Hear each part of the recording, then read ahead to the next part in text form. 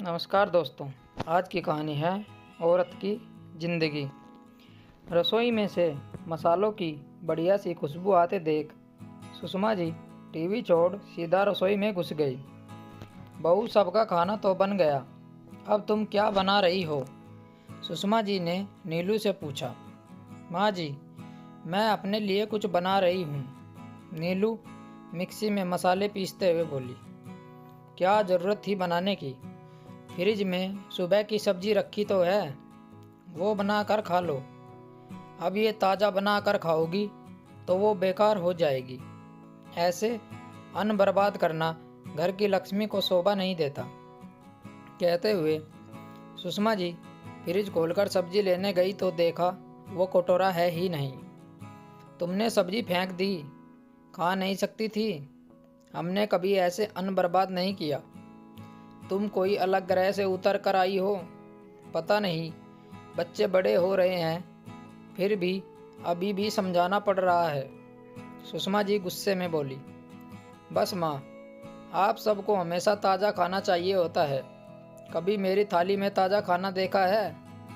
आपके हिसाब से घर की बहू को बचा कुचा बासी खाना ही खाना चाहिए, कम बनाने नहीं देती आप। कहीं घट गया तो और ज़्यादा बच गया तो वो सब मेरे हिस्से में ही आता है। मेरा भी मन करता है ताज़ा खाना खाऊं। और जो आप कह रही है ना, सब्जी फेंक दी, वो फेंकी नहीं है, बल्कि उसमें ही थोड़े और मसाले मिलाकर बना रही हूँ, ताकि मुझे भी लगे मैं ताज़ा खाना खा सकती हूँ। नीलू गैस बंद कर अपनी थाली सजाते हुए बोली। बहुत जुबान चला रही हो बहू, मुझे तुम्हारी बकवास सुनने का कोई शौक नहीं है। सुषमा जी तमतमाती हुई रसोई से निकल गई। नीलू चुपचाप जाकर मेज पर बैठ गई और खाना खाने लगी। वो आज ऐसा नहीं करती, पर कुछ देर पहले अपनी बेटी कोमल की बात सुनकर उसने ये कदम उठाया था। कोमल अपने कमरे में पढ़ाई कर रही थी। कल परीक्षा है तो उसने बड़े प्यार से कहा, माँ, आज तुम मेरे कमरे में ही खाना दे जाओ। नीलू जब उसे खाना देने गई तो मटर पनीर की सब्जी देख कोमल तारीफ करती हुई बोली, माँ, क्या मसाले डालकर बनाई है, बहुत यम्मी लग रही है। नीलू हाँ कर चुप हो गई। अचानक कोमल उठकर आई और बोली, माँ, सबको गरम खाना खिलाती हो, ताज़े मसाले पीसकर उसका स्वाद दोगुना कर देती हो, और खुद ही थाली में हमेशा बासी खाना क्यों रखती हो? बेटा, अब बच जाता है तो फेंकना ठीक नहीं रहता, बस इसलिए मैं खा लेती हूँ। और तेरी दादी भी कहती है, घर की लक्ष्मी को खाना फेंकना नहीं चाहिए। जब वो भी रसोई में खाना बनाया करती थी, वो बचा हुआ खाना खुद ही खाया करती थी। अब मैं रसोई का काम करती हूँ तो अब मुझे खाना पड़ता है। नीलू ने बहुत हल्के में बात को कहा। इसका मतलब शादी के बाद हर औरत को बासी खाना खाने को मिलता है। पर माँ, मैं तो कभी बासी खाना नहीं खा सकती। आप हमेशा मुझे ताज़ा खाना देती हो, मुझे तो ताज़ा खाने की आदत है, बासी कौन खाएगा?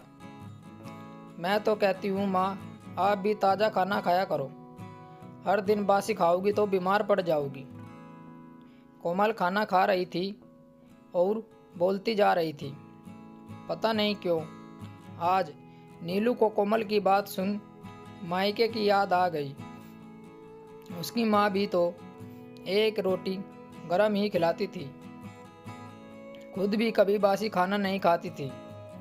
जो कभी बच जाए तो उसे नए तरीके से फिर से मसाले डालकर नया स्वाद बना देती थी, और सब उसे बड़े चाव से खा भी लेते थे। मटर पनीर उसके लिए बचा नहीं था और उसका मन वही सब्जी खाने को जरा भी नहीं किया। अपनी माँ की तरह नीलू ने भी हाथ आजमाया और सासू माँ मसालों की महक से रसोई की तरफ खींची चली आई। नीलू मन ही मन कोमल को धन्यवाद कर रही थी कि सामने कोमल पानी की बोतल लिए आती हुई दिखाई दी। तुम अब खाना खा रही हो और तुम्हारी प्लेट में मटर पनीर क्यों नहीं है? कोमल ने पूछा। वो सब खत्म हो गया था, नीलू ने कहा। मतलब फिर तुम बासी खाना लेकर बैठ गई? क्या माँ, समझती क्यों नहीं? कोमल थोड़ा नाराजगी जाहिर करते हुए बोली। तेरी माँ कोई बासी खाना नहीं खा रही, अपने लिए अलग से ताज़ा खाना बनाया है, देख उसकी थाली में। सुषमा जी कोमल की आवाज़ सुनकर बोली। कोमल ने नीलू की थाली में से एक चम्मच सब्जी उठाकर खा ली। अरे, ये तो सुबह की सब्जी है, पर स्वाद अलग है। हाँ, मैंने उसे नया स्वाद दे दिया है, नीलू ने कहा। कोमल, अब से तेरी मम्मी बचा हुआ खाना नहीं खाएगी, ना कभी अपनी बेटी से कहेगी कि ससुराल जाकर बासी खाना। जो सबको गर्म खाना खिलाती हो, वो बासी खाना कभी नहीं खाएगी। नीलू एक एक शब्द पर जोर देते हुए बोली। बिल्कुल माँ, मैं चाहती हूँ मेरी माँ स्वस्थ रहे, बासी खाकर बीमार ना पड़े। सुषमा जी कुछ सोचते हुए बोली। बहू, ज़्यादा बनाती ही क्यों हो, अंदाजे से बनाओ, ताकि सबको ताज़ा खाना मिले, बासी बचे ही ना। कोमल और नीलू एक दूसरे को देखकर मुस्कुराने लगी। नीलू भी सोचने लगी, अपने लिए सोचना भी खुद ही पड़ता है और करना भी, नहीं तो ये सब ऐसे ही बहुओं पर थोप दिया जाता है। दोस्तों, उम्मीद करता हूँ ये कहानी आपको पसंद आई होगी। अगर हाँ तो वीडियो को लाइक और शेयर ज़रूर करें और हमारे चैनल को सब्सक्राइब करना ना भूलें। मिलते हैं आपसे एक और नई कहानी के साथ। तब तक बने रहिए हमारे चैनल के साथ। कहानी सुनने के लिए आप लोगों का बहुत बहुत धन्यवाद।